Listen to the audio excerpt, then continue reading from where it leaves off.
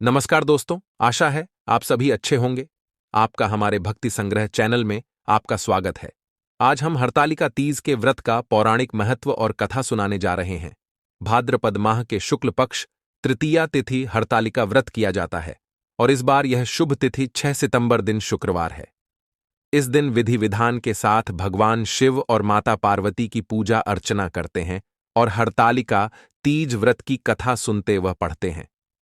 आइए जानते हैं हरतालिका तीज व्रत कथा के बारे में। 6 सितंबर दिन शुक्रवार को हरतालिका तीज का व्रत किया जाता है। यह पर्व हर वर्ष भाद्रपद माह के शुक्ल पक्ष तृतीया तिथि को मनाते हैं। इस व्रत के करने से भगवान शिव और माता पार्वती का आशीर्वाद प्राप्त होता है और जीवन के सभी कष्ट दूर होते हैं। हरतालिका तीज का पर्व भगवान शिव और माता पार्वती के अटूट रिश्तों को ध्यान में रखकर किया जाता है। इस दिन महिलाएं 16 श्रृंगार करके पूजा अर्चना करती हैं और अखंड सौभाग्य का आशीर्वाद प्राप्त करती हैं। साथ ही फिर हरतालिका तीज की कथा सुनती है। हरतालिका तीज के कथा सुनने व पढ़ने मात्र से भगवान शिव और माता पार्वती का आशीर्वाद प्राप्त होता है और सुख शांति और समृद्धि में वृद्धि होती है। यह कथा बहुत पवित्र मानी जाती है, इसलिए इस दिन हड़ताल तीज की कथा अवश्य सुननी व पढ़नी चाहिए। हरतालिका तीज की कथा जिनके दिव्य केशों पर आकम के फूलों की माला शोभा देती है और जिन भगवान शंकर के मस्तक पर चंद्र और गले में मुंडों की माला पड़ी हुई है, जो माता पार्वती दिव्य वस्त्रों से तथा भगवान शंकर दिगंबर वेश धारण किए हैं, उन दोनों भवानी शंकर को नमस्कार करता हूं। कैलाश पर्वत के सुंदर शिखर पर माता पार्वती जी ने महादेव जी से पूछा, हे महेश्वर, मुझसे आप वह गुप्त से गुप्त बातें बताइए जो सभी के लिए सरल और महान फल देने वाली हैं। हे नाथ, यदि आप मुझसे प्रसन्न हैं तो आप मुझे दर्शन दें। हे जगतनाका, माया का कोई पार नहीं है। आपको मैंने किस भांति प्राप्त किया है? कौन से व्रत तप या दान के पुण्य फल से आप मुझको वर रूप में मिले? महादेव जी बोले, हे देवी, मैं आपके सामने उस व्रत के बारे में कहता हूं जो परम गुप्त है। जैसे तारा गणों में चंद्रमा और ग्रहों में सूर्य वर्णों में, ब्राह्मण देवताओं में, गंगा पुराणों में, महाभारत वेदों में साम और इंद्रियों में मन श्रेष्ठ है, वैसे ही पुराण और वेद सब में इसका वर्णन आया है, जिसके प्रभाव से तुमको मेरा आधा आसन प्राप्त हुआ है। हे प्रिय, उसी का मैं तुमसे वर्णन करता हूं। सुनो, भाद्रपद भादो मास के शुक्ल पक्ष की हस्त नक्षत्र के दिन व्रत का अनुष्ठान मात्र करने से सभी पापा का नाश हो जाता है।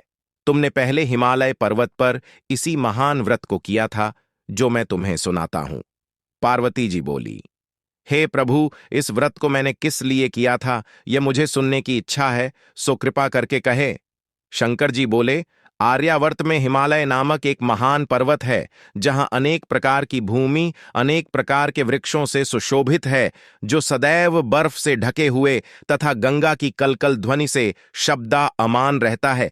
हे पार्वती जी, तुमने बाल्यकाल में उसी स्थान पर परम तप किया था और 12 वर्ष तक के महीने में जल में रहकर तथा बैशाख मास में अग्नि में प्रवेश करके तप किया। सावन के महीने में बाहर खुले में निवास कर अन्न त्याग कर तप करती रही। तुम्हारे उस कष्ट को देखकर तुम्हारे पिता को बड़ी चिंता हुई। चिंता में वह सोचने लगे कि मैं इस कन्या का विवाह किससे करूं। एक दिन नारद जी वहां आए और देवर्षि नारद ने तुम शैलपुत्री को देखा। तुम्हारे पिता हिमालय ने देवर्षि को अर्घ्यपाद्य आसन देकर सम्मान सहित बिठाया और कहा, हे मुनीश्वर, आपने यहां तक आने का कष्ट कैसे किया? कहे, क्या आज्ञा है? नारद जी बोले, हे गिरिराज, मैं विष्णु भगवान का भेजा हुआ यहां आया हूं। तुम मेरी बात सुनो। आप अपनी कन्या को उत्तम वर को दान करें। ब्रह्मा इंद्र शिव आदि देवताओं में विष्णु भगवान के समान कोई भी उत्तम नहीं है। इसीलिए मेरे मत से आप अपनी कन्या का दान भगवान विष्णु को ही दे। हिमालय बोले, यदि भगवान वासुदेव स्वयं ही कन्या को ग्रहण करना चाहते हैं और इस कार्य के लिए ही आपका आगमन हुआ है, तो वह मेरे लिए गौरव की बात है। मैं अवश्य उन्हें ही दूंगा। हिमालय का यह आश्वासन सुनते ही देवर्षि नारद जी आकाश में अंतर्धान हो गए और भगवान विष्णु के पास पहुंचे। नारद जी ने हाथ जोड़कर भगवान विष्णु से कहा, प्रभु, आपका विवाह कार्य निश्चित हो गया है।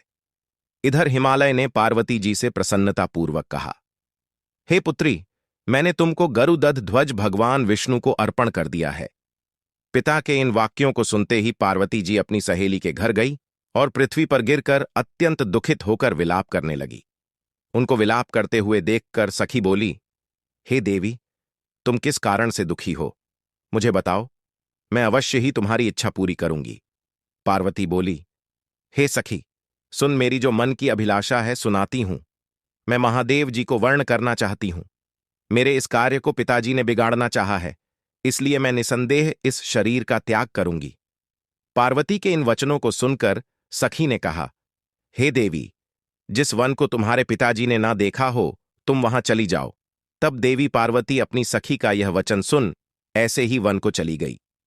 पिता हिमालय ने तुमको घर पर ना पाकर सोचा कि मेरी पुत्री को कोई देव दानव अथवा किन्नर हरण करके ले गया है। मैंने नारद जी को वचन दिया था कि मैं पुत्री का भगवान विष्णु के साथ वर्ण करूंगा। आए, अब यह कैसे पूरा होगा? ऐसा सोचकर वे बहुत चिंतातुर हो मूर्छित हो गए। तब सब लोग हाहाकार करते हुए दौड़े और मूर्छा दूर होने पर गिरिराज से बोले कि हमें आप अपनी मूर्छा का कारण बताओ।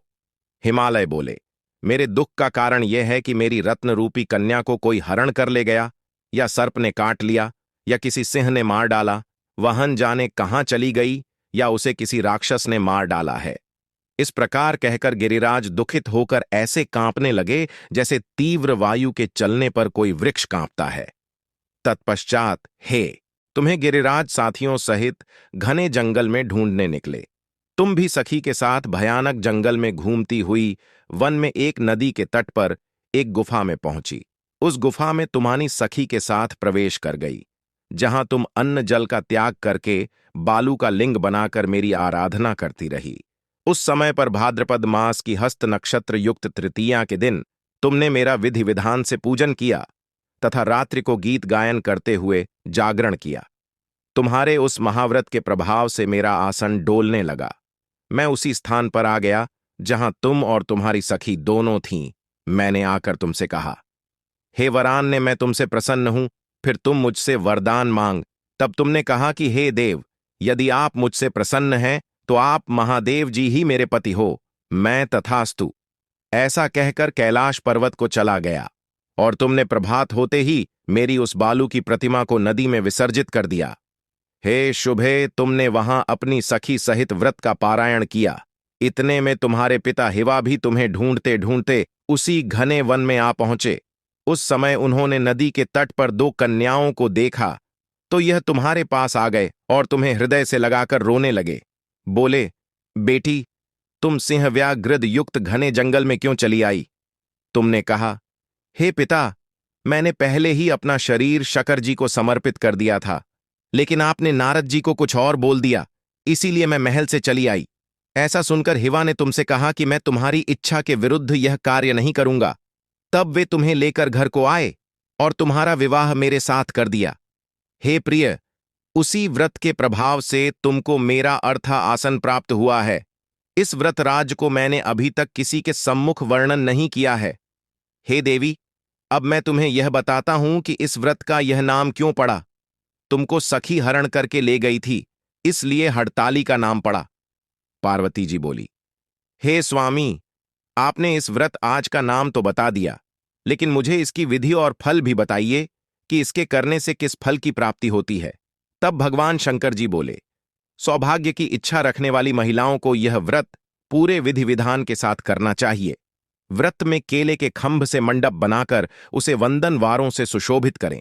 उसमें विविध रंगों के उत्तम रेशमी वस्त्र की चांदनी ऊपर तान दें। चंदन आदि सुगंधित द्रव्यों का लेपन करके महिलाएं एकत्रित हो, शंख भैरी मृदंग आदि बजावे, विधिपूर्वक मंगलाचार करके श्री गौरी शंकर की बालू निर्मित प्रतिमा स्थापित करें। फिर भगवान शिव पार्वती जी का गंध, धूप, पुष्प आदि से विधिपूर्वक पूजन करें।